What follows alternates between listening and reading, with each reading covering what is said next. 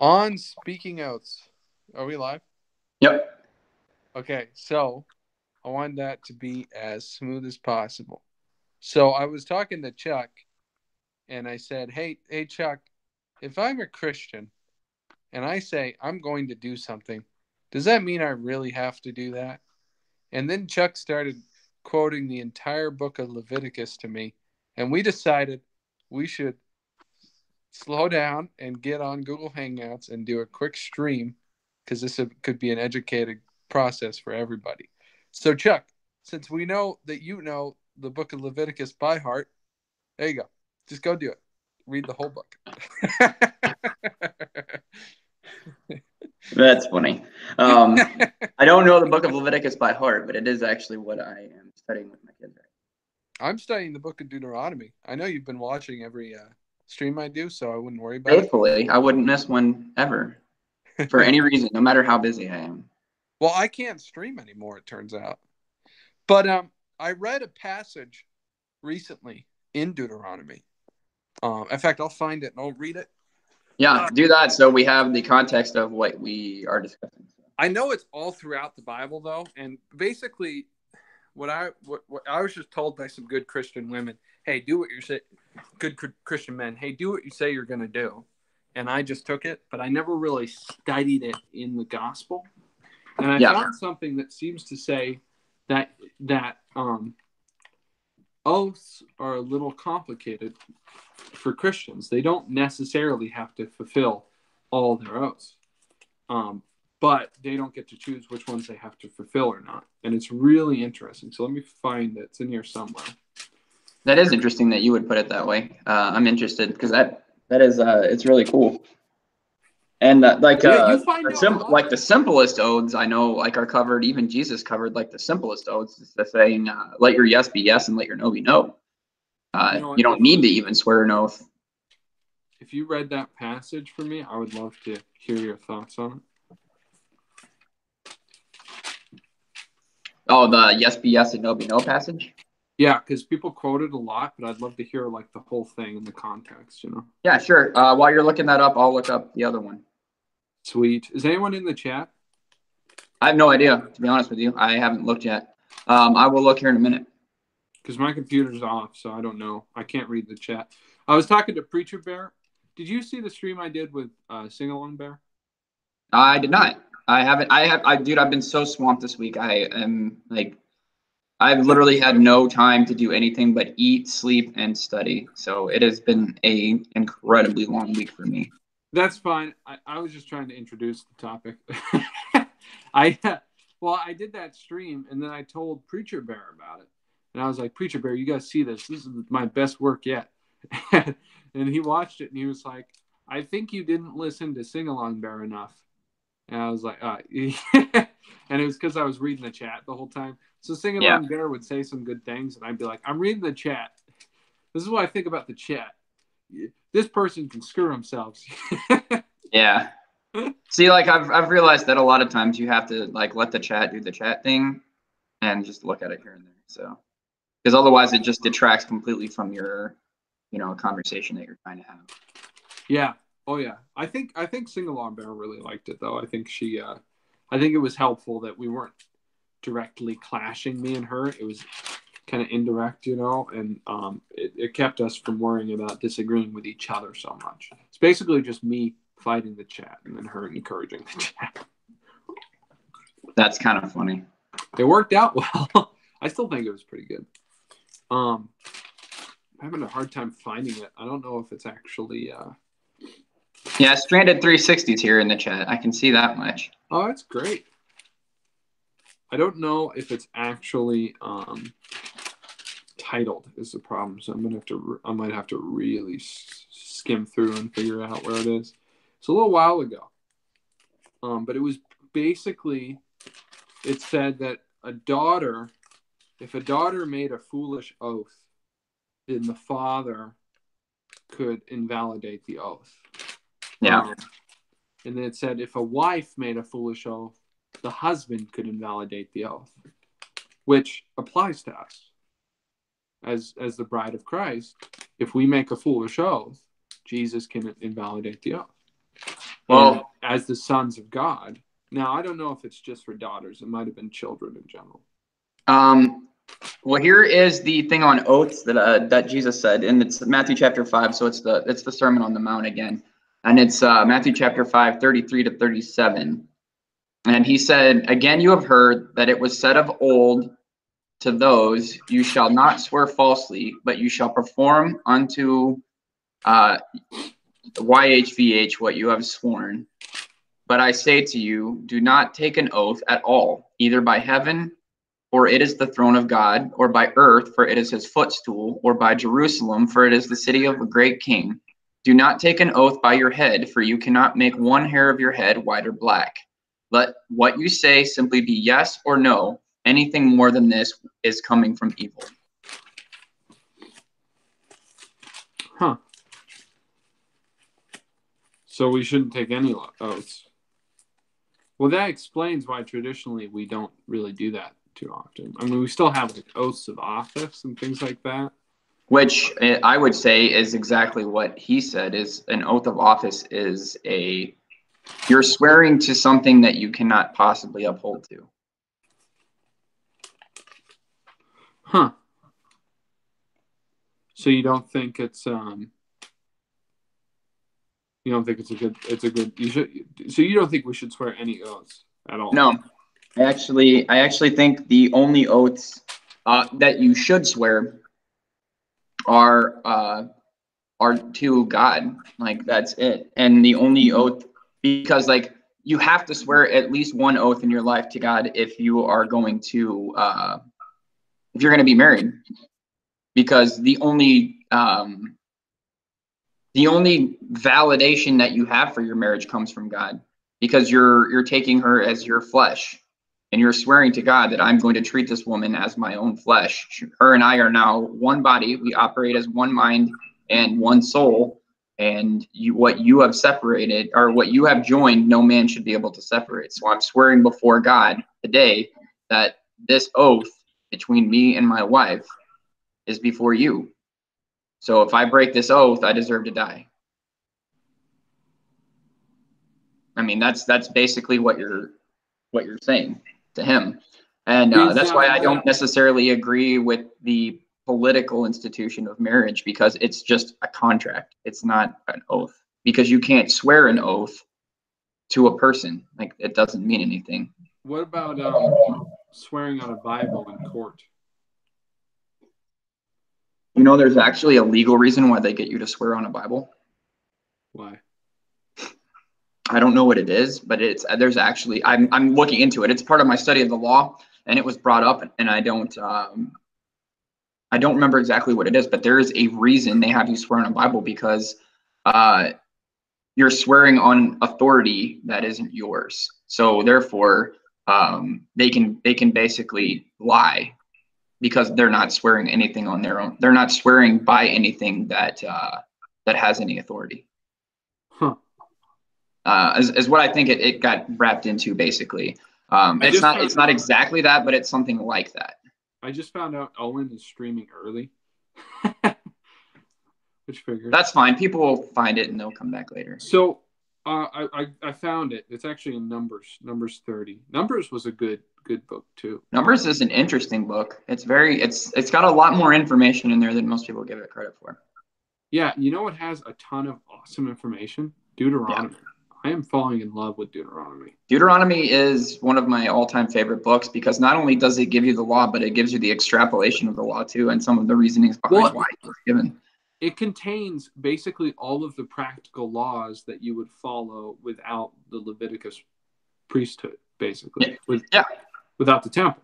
It's the practical laws. And I love it, because you could follow those laws. If I started a country today, I would do it by Deuteronomy, basically. I wouldn't even need to much refer to the other books. Well, because like you don't understand why, but Leviticus is all for the priesthood. That's who it's written to. It's for the priests. It's their ceremonial laws and all the things that they're supposed to follow. Deuteronomy is like the common folks. Like when a Hebrew child is taught the law, they start in Deuteronomy. That's so interesting, because Numbers in Exodus contains the broad laws, contains the commandments, 10 commandments. Well, anyways, I was going to say before I read this, are you saying then, because there's a number of situations in the Bible where somebody swears an oath and it's commended, and then there's a couple where it's not commended. Typically, it was the kings, the unrighteous kings who screwed it up a lot. But so you're saying, even though it is commended in the Bible on a number of occasions, it's not something we should do anymore, and it's not something even they should have done when they did it. I think that's the point that Jesus was getting after, and it's not. I don't know if necessarily he was saying that it should never be done, but that it's an extremely serious thing to swear an oath. But these are the things you should definitely not be swearing oaths by, and you should simply just keep your word, because your word means things. Like if you say you're gonna do something, you should do it. If you say you're not going to do something, you shouldn't do it, because swearing an oath is God's going to take that very seriously. Like that makes a lot of sense to me, because it's like if you're only honest when you swear an oath. Like whenever I say I'm going to do something, I take it very seriously. Recently, if you're watching my streams, well, I'm not doing streams anymore. Actually, I'm only doing pre-recorded videos because of YouTube. And the number of people want me to do streams so that they can drink without feeling guilty. But recently I was reading a book and then also doing an album, a music album breakdown. And I was having trouble with the technology. And then during the stream, and I lost the video where I was actually praying. But because I prayed during the stream, because I was having such trouble that I got the feeling that God didn't want me to do it, and then I had said I was going to do it, but and then this has been on my mind because it was kind of like He relieved me of the commitment. I still want to do it, but I can understand why He wouldn't want me to do it, because I mean, Trent Reznor is a total Satanist. He looks like a 14-year-old boy, and he's 40 years old. You know, But I mean, it's a good thing though that you're willing to listen to that prompting and just be like, okay, well, your will supersedes mine, so I'm gonna do what you say because you're dad and you have a good reason for this. So yeah. All right. Well, let me read it to you. Thank you. Making me blush. Moses said this is Numbers 30. Moses said to the heads of the tribes of Israel, "This is what the Lord commands. When a man makes a vow to the Lord or takes an oath to obligate himself by a pledge, he must not break his word, but must do everything he said. When a young woman still living in her father's household makes a vow to the Lord or obligates herself by a pledge, and her father hears about her vow or pledge but says nothing to her, then all her vows and every pledge by which she obligated herself will stand. But if her father forbids her when he hears about it, none of her vows or pledges by which she obligated herself will stand. Yahweh will release her because her father has forbidden her. If she marries after she makes a vow or after her lips utter a rash promise by which she obligates herself and her husband hears about it but says nothing to her, then her vows or the pledge by which she obligated herself will stand. But if her husband forbids her when he hears about it. Now, it's interesting. She made the vow before she married. So it almost presupposes she won't make any after she marries. But if her husband forbids her when he hears about it, he nullifies the vow that obligates her or the rash promise by which she obligates herself, and Yahweh will release her. Any vow or obligation taken by a widow or divorced woman will be binding on her. If a woman living with her husband makes a vow or obligates herself by a pledge under oath, and her husband hears about it but says nothing to her and does not forbid her, then all her vows and the pledge by which she obligates herself will stand. So this is after marriage. But if her husband nullifies them when he hears about them, then none of the pledges or vows that came from her lips will stand. Her husband has nullified them, and Yahweh will release her. Her husband may confirm and nullify any vow she makes or any sworn pledge to deny herself. But if her husband says nothing to her about it from day to day, then he confirms all her vows or the pledges binding on her. He confirms them by saying nothing to her when he hears about them. If, however, he nullifies them sometime after he hears about them, then he must bear the consequences of her wrongdoing. These are the regulations Yahweh gave Moses concerning relationships between a man and his wife, between a father and his young daughter still living at home. I believe that means any age male is obligated. His father can't release him. Yes, that's true. Any male of age can you state a vow and you are obligated to keep it. But it's interesting that every single time in that passage he mentions making a vow, who's it made to? Yahweh. Yeah, every single time. I don't think it's made to Yahweh though. I think he's the one who upholds it. But it is though, because like if you look at the passage that I read in Matthew chapter 5, you shall not swear falsely, but shall perform to Yahweh what you have sworn. But I say to you, do not take an oath at all. Do not swear by heaven, for it is the throne of God, or by the earth, for it is his footstool, or by Jerusalem, for it is the city of the great king. And do not take an oath by your own head, because you cannot make one hair white or black. Let you say simply be yes or no. Anything more comes from evil. So what he's saying there is, if you are going to make an oath, it has to be to God, because you have to uphold to God what you have sworn. So don't swear falsely, because if you're swearing an oath, it's before God, because you cannot. He's saying, don't swear an oath to heaven. It's meaningless. You don't own heaven. Don't swear an oath by the earth, because you don't own the earth. Don't swear an oath by Jerusalem, because you don't own Jerusalem. It's the city of the king. Don't make an oath by your own head, because you don't even control your own body. You can't change anything about yourself. So the only thing that you can legitimately swear an oath to is to God. And if you are swearing an oath to God, you darn sure better keep it, because he's going to hold you accountable for not keeping it. Yeah. Well, it seems like me and you see pretty eye to eye on this. Yeah. I have a question based off of you. It's interesting you said you don't control your body. There was a fella, Riff Bear, a good friend of mine, my biggest fan even. He said me and him were going back and forth for a very long time.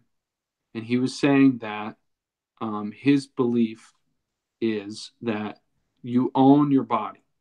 And that is where the right of property comes from. And all human society should be based off of the right of property. And that should originate with your ownership over your body. I told him, no, you don't own your body. You own your soul, and you rent your body, and you have to pay upkeep to it constantly. Go ahead and finish your thought. Sorry. But most of the upkeep on your body is performed, most of the actual maintenance and repairs is performed by nature and God. Therefore, nature and God own your body, and you rent it from them. God owns nature, but nature owns your body, and God owns your body dually. That's what. Okay. So let's get into Genesis on that one, because I'd love to check in the chat too before we really. Oh yeah. Stranded 360 here. Fart Dad is here. Peaceful Warriors here. Cold as Ice Bear is here. And the topic, Peaceful Warrior, that we are talking about is oaths, and whether you should or should not make oaths, and what the process for making oaths is, biblically speaking. So one thing I would say on the topic that you just spoke on is that we do not own anything, and we cannot own anything. Because own our souls? No, God owns our souls. If we don't own our souls, how do we give them to God or the devil? Because it seems to me we own them, but we have to choose. You don't own it. You submit to one or the other. That's why Paul talks about you being a slave to sin or a slave to righteousness. So if we submit, doesn't that presuppose ownership over our will, if nothing else? You do have a will. I would say that your will is your own. I guess. But your soul does not. You do not have ownership of your soul. So because if you had ownership of your soul, then God would have no right to condemn you, because if he doesn't have ownership of it, then he doesn't hold the key to judge it. Because if you don't own something, you don't have any rights over it. So God has to have ownership of it because he created it. It's his. It's like the analogy of a man and God standing across from each other. And the man says, well, I've come to the I've come to the ability. I can now create life. I can create life. And God says, okay. He says, you can create life from nothing. He's like, yeah, I can create life from the dirt. And he's like, okay, well, go ahead and create life from dirt then. So the guy reaches down to take a handful of dirt, and God says, oh, no, that's mine. You have to create your own. You see that? Like, sure, you cannot create anything from nothing. Like, you don't have that. Will constitutes an action of your body, not ownership of it. Will constitutes an action of your soul. Sure. It might influence your body. It's very important. And then you also have a spirit, which is something different too. But well, you have a spirit because your spirit is called the nephesh. It is what God breathed into you. It is what it created you as a living being.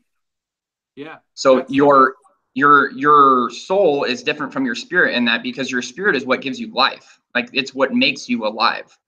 That's actually, I believe, where Plato derived his three gods, because Plato was the one who came up with the idea of the Trinity, and clearly, philosophically speaking, that's why John, the Apostle John, referenced Plato's concept of logos, because Plato, his original observation that he built from was that man was made in three parts, and he described it as, if I remember correctly, a lion, something like that, and then inside the lion was a wolf, and then inside the wolf was a man. If I remember, I probably am getting that wrong, but the important thing is the man on the inside. So the lion would be your body, the wolf would be your spirit, and then, which is a higher order animal with more intelligence. If you interact with canines and felines, you understand canines are more intelligent. And then the man is your actual soul, or the reasoning part of you, the logic, the logos. And that's where you got God from, is based off of the image that God had put in man, which is interesting. But that sounds like the teachings of the demon. So that sounds about right. Yeah. They always want to tie everything into the animal and physical world. And I mean, any knowledge that doesn't come from God comes from someone else. So, and it's definitely not human. Well, God can give knowledge to pagans as easily as he can do to Jews or Christians. Yeah, that's true. But I mean, you have to look at something and you have to look at it from the idealism of, if it is very similar to something that God would say, but it's not quite right, it's probably coming from a demonic entity, because demonic entities, all they can use is the truth, but they twist it. Sure. Because they can't come up with anything original on their own. They can only copy what God's already done and twist it to their own meaning. So it will contain some truth, but not all truth, because all lies contain an element of truth. Yeah, I mean, I agree with that. I guess what I am saying is, whenever I read Plato, I think he was on it. He was on an interesting tract, but he wasn't quite right. When I read the Bible, I think I am on an interesting track, but I'm not quite right. So that would be the difference. Yeah. But the Bible, because it's ever since I found out the word is logos, the Bible using logos. See, logos was the 300 years before. Plato was the one who invented the word logos, more or less. And I mean, I would say that God invented the word logos, but yeah, go ahead. Yeah, but you see what I'm saying? So the fact that the Bible used it gives credence to the idea of it, to at least that particular part of Plato's theory. It doesn't say all of Plato's theory is correct, but that one part is, and so therefore we can learn from the other parts and understand that he's not quite right, because he existed 300 years before Christ, but not existed, but lived as a man. Right. Anyways, back to my original thought I think we do own the soul, because, and here's what I think. Seems to me Now, you said the reason why we can't own the soul is because that wouldn't give God the right to judge us. But I say to you, and let me say this and then the next thing. I say to you that when a judge hears a case, he has the right to judge the case, even though he has no ownership in it, by right of his authority. Does that granted by who? Granted by God, through government. So if he is granted that authority by God, does he not have to judge by God's rules? Yes, yeah, but that's a separate issue. What I'm saying is that God, as judge, has the right to judge over things he does not own. And primarily, what I'm telling you is the only reason that judge has the right to any authority is because God has granted it to him. Totally. Which is why he's impartial. But that doesn't have to do with the topic I'm dealing with right now. What I'm dealing with is the fact that God has the right to judge does not mean he owns our souls. What I actually think is that God owned our souls and then gifted them to us. And that's what free will is. And that's primarily because he wanted us to be free. And then that, therefore, the whole drama of human history unfolds to see how we will use those souls. Everything. Let me ask you a question. That's the one thing we own. When did God create you?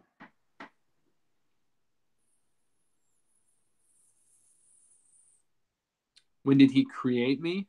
Yes. Well, I existed as a thought in his head before the beginning of time, but he knitted me together in my womb. So I would say the knitting together in the womb was the creation. Now, when was your soul created? Before the beginning of time. Your soul was created on day 6 when he created man. Sorry. No, you're good. Day 6? When he created man. He created all man on day 6. Huh. Okay. So your soul was created on day 6. And it has been away from your body until the minute you were born. And then he gifts it to us. And so therefore we own it. And I would say no. I would say your argument is backwards. God owns your soul, you own your body.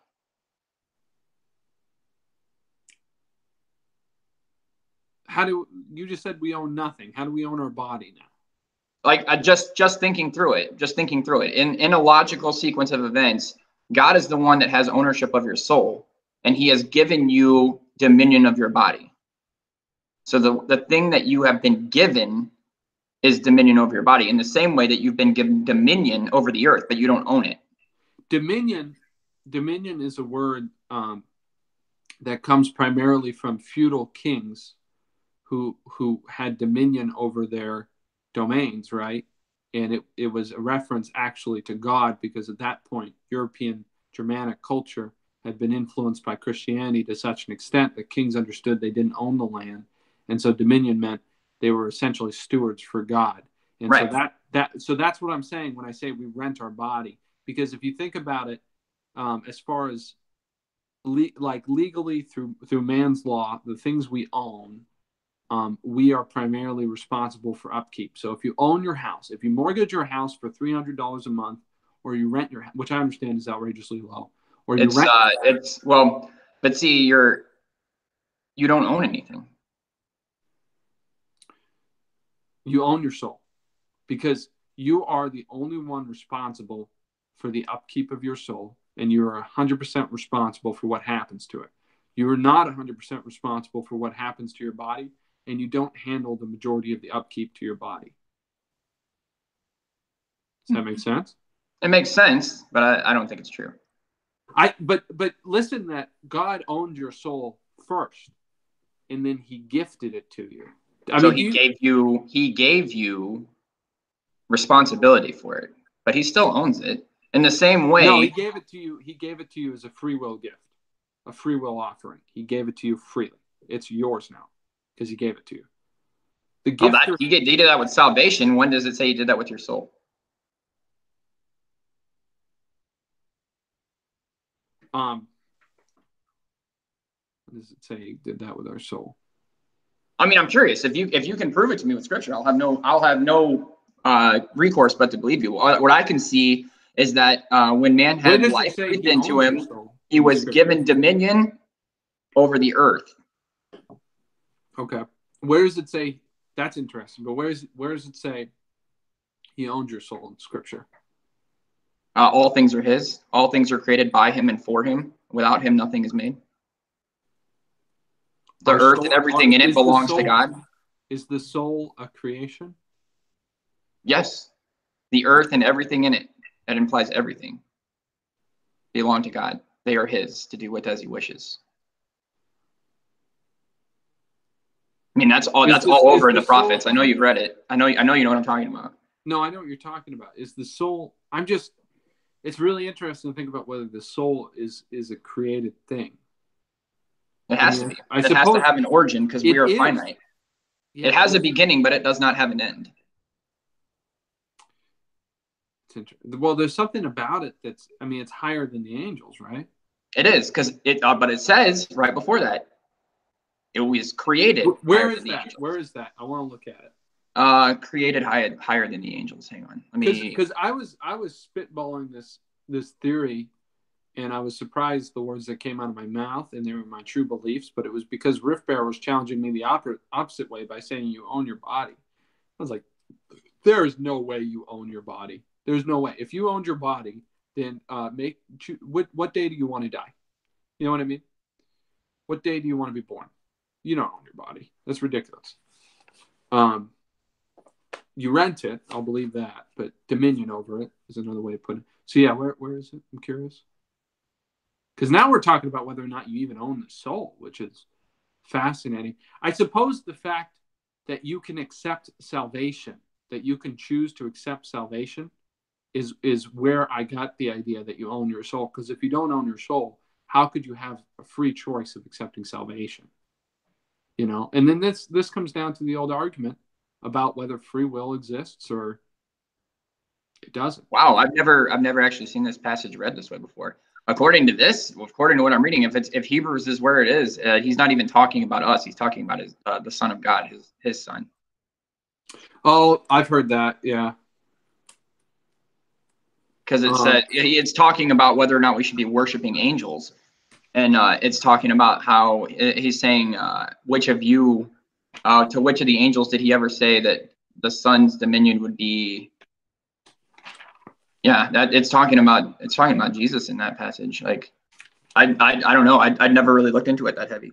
So can you give me the? It's Hebrews. Hebrews 1, 4 through 14. Hebrews 1. Hebrews is such a book, man. I mean, dude, that book is insane. It is. You know what I think about Hebrews is it should have been 3 times as long. I felt like he rushed through his explanations.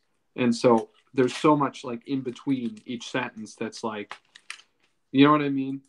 Yeah, Stranded 360 said the verse, "For what shall it profit a man if he should gain the entire world and lose his own soul?" How does ownership fit into that verse? Well, the fact that he can lose his soul, I mean, see, it seems to me heavily implied that man owns his soul, but he gives it away. You know, I think that's how I've always understood the question: why did God let Adam fall? You know. But I would look at it. I would say the question is being asked wrong.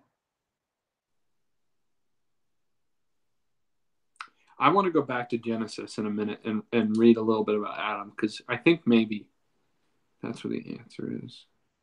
But I'm reading now Hebrews. Just to give you a time frame, we got about half an hour, so that's fine.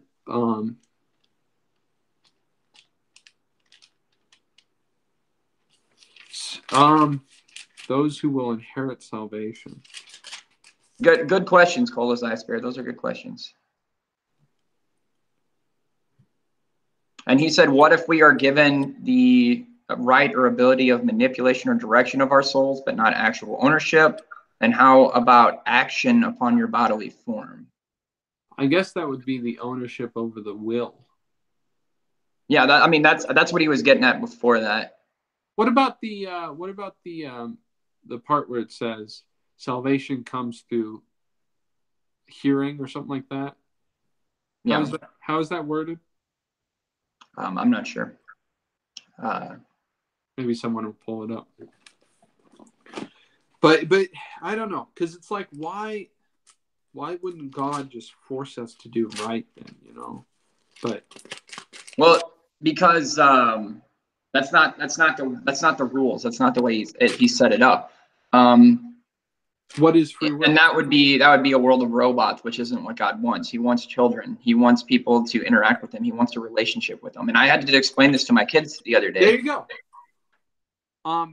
I just read in Deuteronomy where it says children own themselves. Or no, it says it has something to do with the fathers will not be held responsible for the sins of the children and the sin.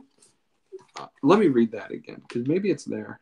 Yeah, exactly. 360 said it wouldn't mean anything then if we were all just robots doing God's will. It wouldn't mean anything because you're not.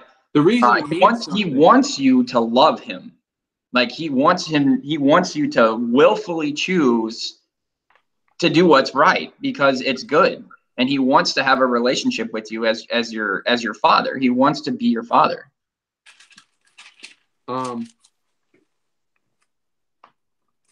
Yeah, no, I totally agree with that. I just always took that to be what free will is. But again, like, can you have control over your will without having control over your soul? I think is the question that we're getting. That is the question. Let me find this. I swear to God, it's if we are children of God, then this would apply to us like the other passage would. Correct. So let's see. Because there's so much legal stuff that comes from being an actual son of God. Yeah. Well, that's exactly the thing. It's like, why is it called the law? Because it's a legal contract.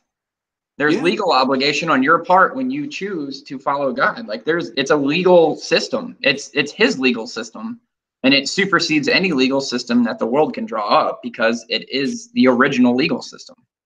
Yeah. No, totally. So like if you read it as a law book, it begins to make so much more sense. Now, what about the people who existed before Moses? That's one question. They were judged into a law in and of themselves because their faith was accounted to them as righteousness. Which I would say that it has existed long before Moses ever wrote it down. It was just God talking to people. Huh. Because if you look, like they were fulfilling those things well before that point. They were. I was just looking at that. I mean, it's like Job, Noah, you know. I was just talking. Like, but they knew what God required of them. Parents are not to be put to death for their children, nor children put to death for their parents. Each will die for their own sin. Yeah. So I guess that doesn't have much to do with ownership. But it is. You know, Jesus was our brother. Yeah. So well, he was put to death. It's a weird relationship because he's not only our king but also our brother and our high priest. But he made it to where he is. He is the high priest in the heavenly temple. I know that's written down, but that's the only thing that doesn't come from a genealogical law. Right? How does he inherit that? He's not in Levi. Because he's not of the Levitical priesthood. He is, and it talks about this in, I want to say it's 1 John, where it's, yeah, see you later, Fardad. Yeah, go take care of your kid. But it talks about how he is not a priest after the order of Levi. He's not an earthly priest. He is a priest after the order of Melchizedek, because he is not a priest of this world. He is a priest in the heavenly realm. Therefore, he comes from a different priestly line, and therefore supersedes the priestly order of the Levites. and I don't remember the exact verbiage, but it makes complete sense when it's read in the context, because people try to use that verse and say that, oh, well, we're under a completely different system now because it eradicated the first law, because if there's a change in the priesthood, then it facilitates a change in the law, and it's worded that way, and people are like, oh, well, the law changed then. It's like, no, that's not what it's saying. It's giving the basis for Christ being able to be the high priest. So it's an interesting study in and of itself. But let's not get off topic. Let's keep staying in. I don't know. It is an interesting search, and I'm going to do some reading into it because it's an interesting topic to bring up. Because I don't know a lot about that. I'm just going off of what I can recollect, but there could be information in there that backs up your point, but I'm not aware of it as of yet. I just like, because it says he gave them the breath of life, which is the spirit. He breathed into his nostrils his breath of life, right? And that's something very different from a soul, it seems to me, because animals have the breath of life. They don't have a soul. Right? No, they don't have God's breath. Because it never once states that he breathed into animals' life. It says he created them. Well, it says he spoke them into existence. It's completely different. The man is the only thing that he breathed his spirit into, which is what makes us different. Would that be the soul? I would say it's the life.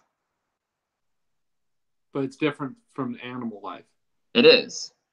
And it's a unique position, because we are not like the animals. What is the soul based off of what you know of the Bible? Why do we even think we have a soul? Well, it does say that. Well, I don't know if it ever actually uses the word soul. It uses the word spirit. Man has a spirit. Spirit, yeah. And man's spirit might just be. Though I always thought that man had an animal spirit as well as a manly soul, because the word animal comes from the Latin word animus, which is the Latin word for soul. So it's the idea, and also movement, animation, right? But it's not the same concept of a soul that you get. It's a pagan concept of a soul. Right. So, which Latin is it's the language of the dead. So yeah, I can see why they would want to draw that correlation through. It's in Greek too, because originally that came from the Greek idea that your soul could move from your body to an animal's body without you even dying. Now we have unclean spirits. What's the reference for that verse, Stranded 360? I'll go look it up in Blue Letter and see what the actual root of the word soul is there. I'm interested in that. Yeah. Because I want to know if it's actually translated soul or whether it means spirit. Because that if it actually translated spirit and it was just translated soul in that version, then it doesn't change the point. So I want to actually look at it and see what's the reference for that verse. I think it's Matthew 36, but it seems to me the question is what Matthew 36. Whether what I assumed is incorrect, and it's not assumed. I educated myself through the study of philosophy to believe that we had an animal spirit and a manly soul, and that makes sense with observation of how men can act, but like animals, you know what I mean? And it seems like that overrides your soul. But then you have unclean spirits, and you have other things operating. So it might be that I'm wrong, and it wouldn't be the first time a Greek philosopher was wrong. You know, I'm not a Greek philosopher. That's where I got it from. You know, so that's what's interesting about it is. It's Matthew 36? There's only 28 chapters in Matthew, so it's something Matthew something 36. Oh, that's the verse, huh? Yeah, because there's only 28 chapters in Matthew, so. Yeah.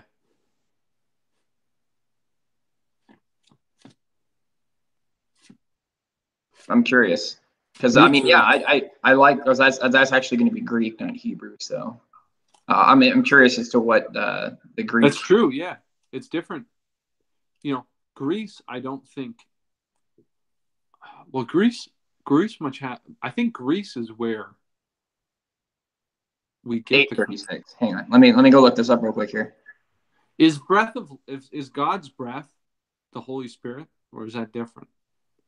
That's why I think we have a soul and a spirit, because the Holy Spirit can occupy us, unclean spirits can occupy us. You know. This looks like it's going to be a really good Owen stream. I'm going to jump in there afterwards and go on like 1.5 speeds or something. Yeah. Yeah. 836, he says. Yeah, I'm like, because seriously, why do we even think we have a soul? It's not 836, because 36 or 8 only has 34 verses. There's got to be a quicker way to find this. It's probably Mark. I bet you it's Mark. How did I get to Ezekiel? The New Testament is so short. It's Matthew 16:26 or Mark 8:36. There you go. Knew it. Mark and Matthew, man. Same dude, basically. Do you know what Mark means in Latin? Marcus. Do you know what Marcus means in Latin? No. It means war. That makes sense. Warrior. That's why I have a character in a book I wrote called it's a feminine noun, and the transliteration is psyche. Psyche? Yeah, and it literally means breath, the breath of life, or the vital force which animates the body and shows itself in breathing. That which in there is life. That would be the animus. Huh. And it just means the essence which differs from the body and is not dissolved by death. That's the problem with the Greek, is they used very basic Greek. They didn't use like philosophical Greek for the most part. Dissolved from the body, you said? Yeah, it is the part of you that is not dissolved with your body. But I mean, you get a body back at the end of the age anyways during the resurrection. So, because it says that those are reunited with their bodies. So, is soul ever? That's interesting. Is soul ever used in the Old Testament? I don't know. This is a topic I'm gonna have to do some research on, because this is fascinating. Like, I'm uncovering questions that I didn't think I was gonna uncover in that.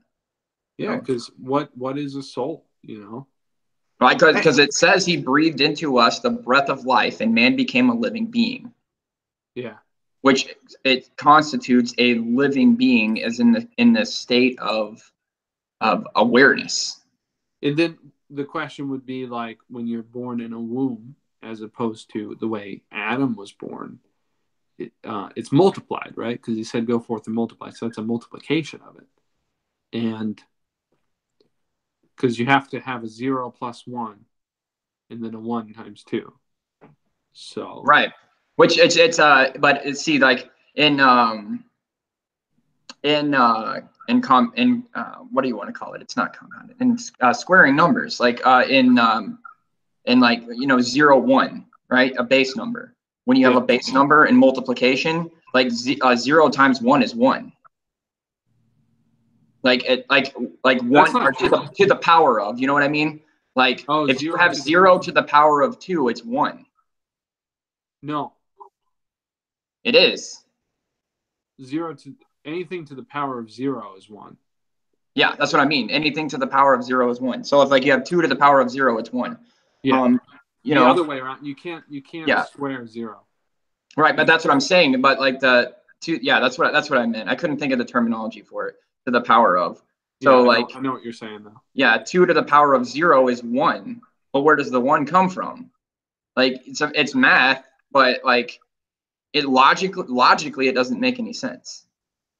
But like, if you add 0 to the power of 1, like it's what's 0 to the power of 1/2? Or what's 2 to the power of 1/2? I don't know. what I'm saying is like it's like the God element. So the only way that you can get anything out of that equation, the only way you can get a whole number out of that equation is the power of 1. I think. And then you said 0 to the power of 0 is 1. That's not true. It is, actually. No. That's what Devin was talking about, the 1 stream. Is it? Yeah. So even in nothing, God still exists. Anything multiplied by 0 is 0. No, it's not multiplying it. It's 0 to the power of 0. Huh. And it does equal 1, and it's nuts. Which is like, that's why I said it's like the God formula, because God, yeah. So, is there any occurrence of the word soul in the Hebrew? I don't know personally. Let me look it up and see what it comes up with. And what does it mean when it says the life is in the blood?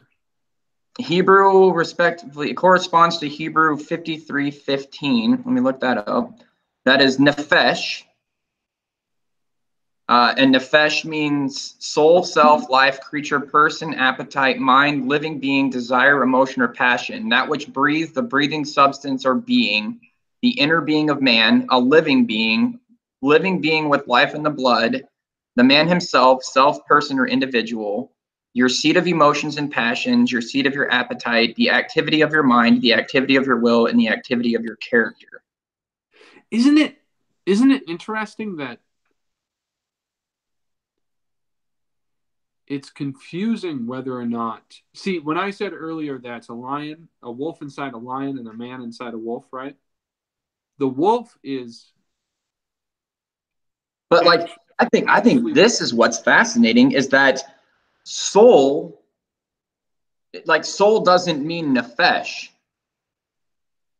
It means psyche. Nephesh is where we derive the word soul from. It means your mind. Yeah, like when it says God breathed into you your nephesh, he breathed into you your soul. Like he breathed into you, like that's the word we use to describe what a nephesh is. But nephesh is the actual word. And soul is a describer for the word. Huh. What about the mind? Well, see that there's a definite separation there, because it says you will love the Lord your God with all your heart, which implies your heart, your soul, and your mind are completely separate things. But you're supposed to love God with all of them. And your strength. Yeah. Heart being emotions. Yeah. I've read somewhere that the mind is the citadel of the soul. Which is... Yeah, I would say that's probably true. Your mind is where... What about person? You're a person.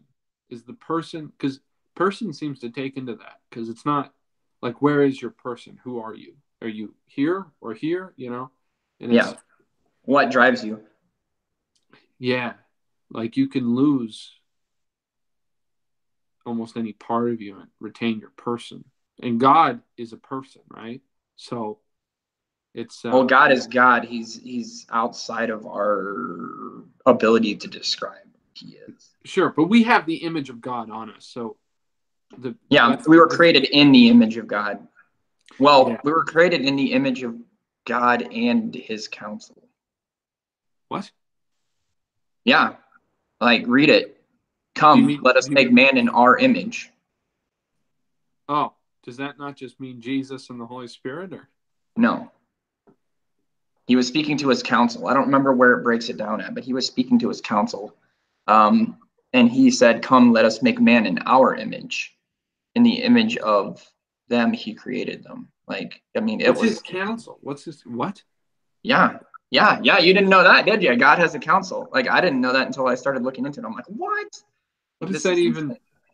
What isn't he his own counsel? No, he has a council of elders. And I think it talks about it in Job too. Is that the people around the throne casting the crowns? Could be the elders. I always wondered who that was, because I don't think it's Judah and Levi. I mean, they were dicks. Isn't. It isn't. And they were dicks. You know what I mean? They don't belong there. So, but he has a council. It says, "Who sits in the council of God?" That's what I want to know. Right, like it asked the question: were you there? Were you there? Like when I created this, do you sit among the council of God? Do you, like, let us go down and see what they have done? Like, who is he talking to? Right. I don't even know what to do about that. And it says, like, the sons of God present themselves before his throne every day. And Satan goes with the sons of God to present himself before the throne of God every day. That's not because he has not yet been thrown out of heaven. I have noticed about God is that the angels and the beings that are on his side, more or less, that they don't care too much about identifying themselves. Like every time they identify themselves, they're like, "You don't need to know my name. Worship God." And I always thought that was interesting. So, but I do want to know who they are, which is why the Catholics are wrong, because they worship Mary. Yeah. I mean, I think they would call it Blessed Mary, but why would they put her up there? I mean, yeah, she birthed Jesus, but John had to take care of her in her old age. She wasn't that special. You know what I mean? Yeah. So, geez. It's deep, man. It's deep stuff. This is deep dive stuff. Like, and it's really cool to look into some of this stuff. What's a son of God? It is an angel. What's an angel? Like that. Well, it depends on how it's used, because you are a son of God. It says, it actually says in the Bible, "Do you not know that you are gods?" It's a different word, isn't it? It's Elohim. No, I mean son. Yeah, it's B'nai Elohim. For the angels? Yes. The angels are the B'nai Elohim, but Adam was the B'nai Elohim. That's how he was created. B'nai Elohim, you are a son of God. Are we B'nai? Yeah, we're B'nai Elohim. So nothing means anything anymore. We're all just dust. This whole thing's going down. But it's interesting, because I don't quote me on this, but I'm pretty sure it was Jesus that said, "Do you not know that you are gods?" I'm pretty sure it was Jesus that said that. But it was translated wrong in the versions on purpose, or it was removed from the scriptures because they said it was heresy that he would speak it. But he said, "Don't you know that?" Because it was something the Pharisees brought up. The Pharisees challenged him on something, and he said, "Yeah, but don't you know that you're gods? Does the scripture not tell you you are gods?" I could believe it. And what it was referring to is you are Elohim. You will rule as kings and princes in the kingdom of heaven, alongside of, "Do you not know you are gods?" Sorry, like, what do you mean, Cold as Ice Bear?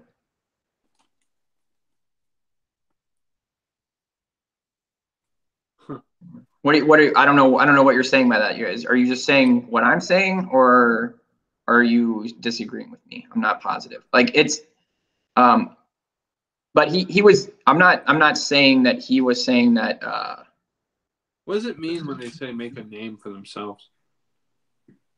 What do you mean? Tower of Babel. What does that mean?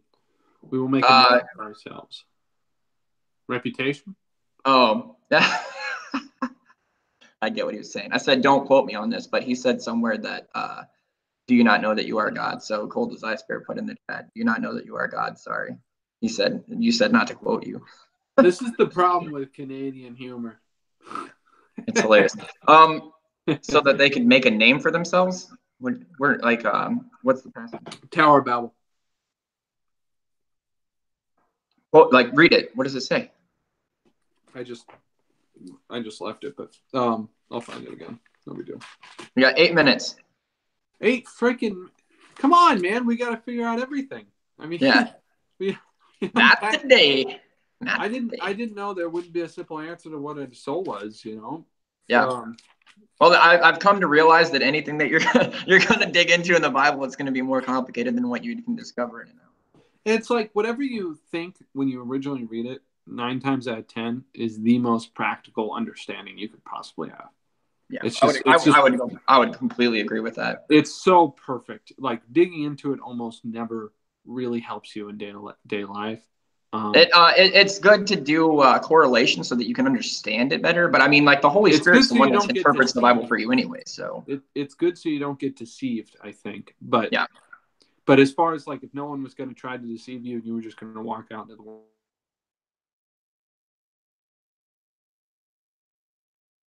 I think we might have lost Nate there. Uh-oh. Nate. Oh, you're back. Okay, I keep getting calls. I actually should probably call them back right away. Yeah. But it just says, "Come, let us build ourselves a city with a tower that reaches to the heavens, so that we may make a name for ourselves. Otherwise, we'll be scattered over the face of the whole earth." But I just want to finish what I was saying. It's I think that's what Jesus meant when he said, "Not a jot or tittle of this will be gone, or will be lost." I think, like, if you read it exactly the way it's written, it will serve you well. Like pastors who start breaking into like what it meant originally. Like you read Hebrew and it says, "Oh, it means these 18 different words." Oh, thank you. That's helpful. You know what I mean? Like, well, when used in the right context, that can be helpful to break it down because, like, God's name, YHVH, right? Yod He Vav He. What that means in Paleo Hebrew is behold the hand, behold the nail. That's what his name means. That's what it, like the Paleo Hebrew says, behold the nail, behold the hand, behold the hand, behold the nail. It's just 4 letters. Yeah. Behold hand, behold nail. What the hell does that mean? Nail like claw? No, like nail. As in like the nail going through the hand. Behold the hand, behold the nail. I'm going to send you the sacrifice. That's what his name means.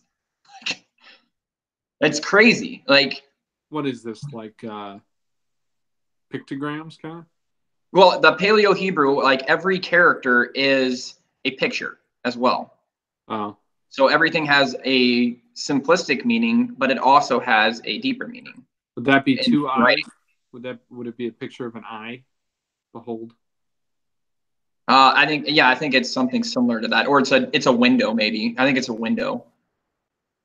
So it's like look through, like look and see, like behold. Well, the idea that there would be 2 eyes is interesting. Yeah. Did you know I was reading? I was at the hunter safety course, and they said the way you figure out your dominant eye is you block your one eye, and it gave very detailed instructions for how to do it, and then it had a picture of it, and it looked like that, which I'm pretty sure is satanic. I looked at it and I was like, that's satanic. Yeah, like the Holy Spirit immediately was like, look, the devil's... Don't do that. Like... Well, it said that's the way you do it, and it said you put one hand, and like it was very specific.